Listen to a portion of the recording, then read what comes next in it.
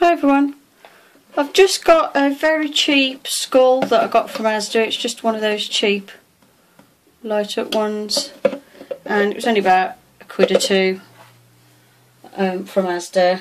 I got it obviously when they had the Halloween stuff in stock, so it's just a little cheap one, not a lot of detail on it or anything, just a bog standard skull. And I'm going to use my glue gun. I want to make it look a bit more like a zombie head as opposed to just a skull, so I'm going to see how this turns out. I've never tried this before, so this is a complete experiment. Just going to see if my glue gun's ready yet. Okay, I'm going to use this just to create little textured bits hanging down.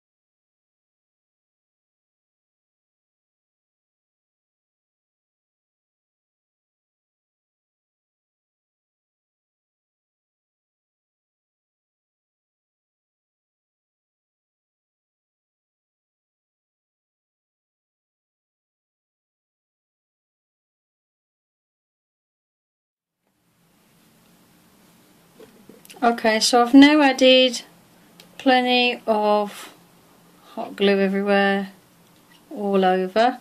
I've left a section there because that's going to be like a torn part in the skin.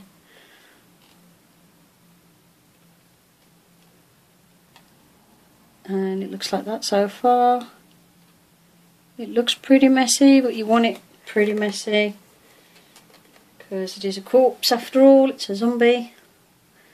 And I've left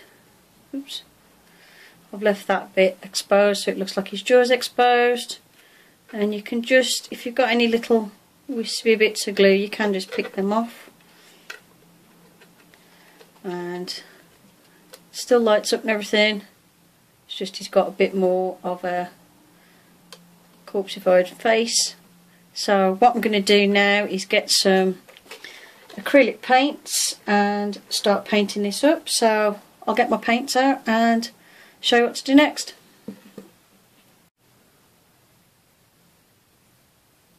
Okay, I've got some colours I'm going to use to paint my zombie. I've got some titanium white, raw sienna, yellow ochre, cadmium red, cadmium yellow, some sap green, burnt umber and flesh tint. I'm going to use mixtures of those to paint the zombie head that I'm making. So first of all I need like a sort of basic all over colour, so I'm just going to get something to use as a palette. And I'm just going to put a bit of the burnt umber onto there, and it doesn't take a lot to paint this. I'll put a bit of yellow,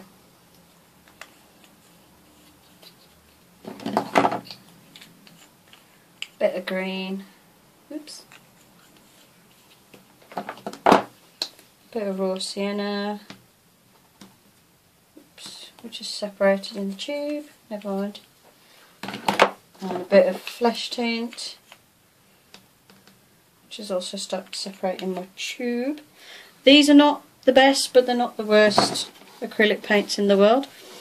Okay, so I'm going to take a bit of the burnt umber first of all.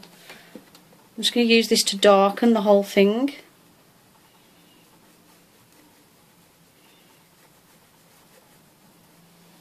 Some on the top of my things that's rattling. Something on top of the snail tank.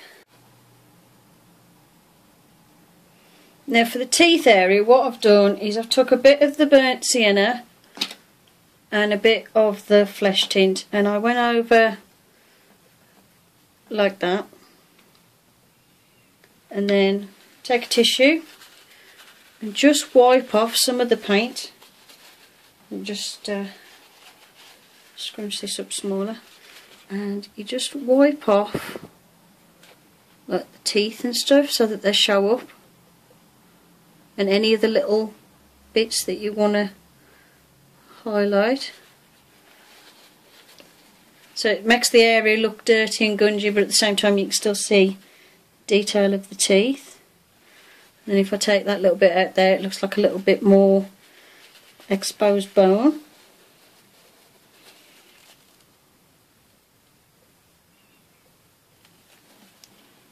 So that bit looks like that.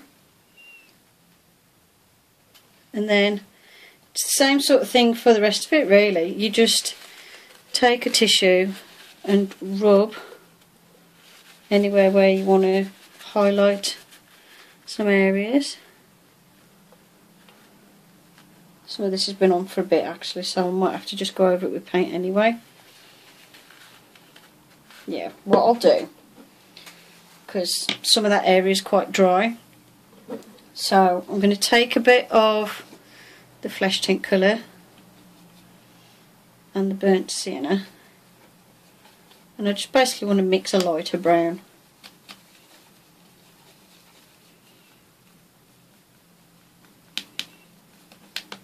And scrape as much paint off the brush as possible, and then just use that over areas you want to highlight.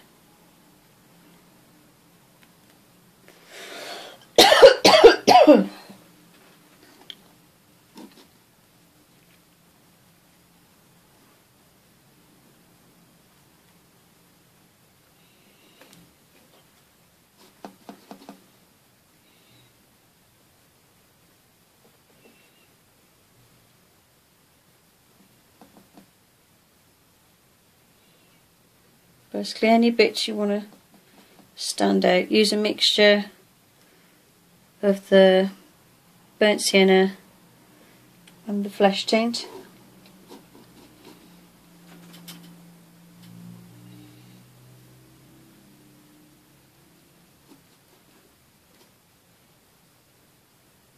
And you can always rub it off afterwards if you're not happy with it.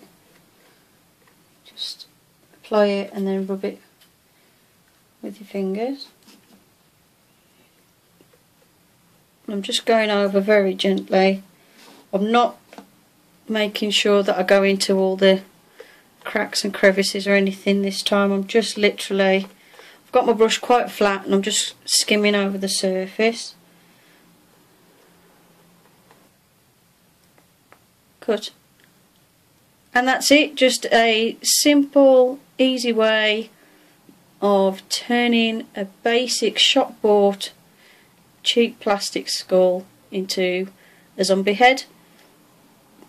Obviously you can add eyes if you want, but I'm not going to because I'm going to keep it as the light. But that's it.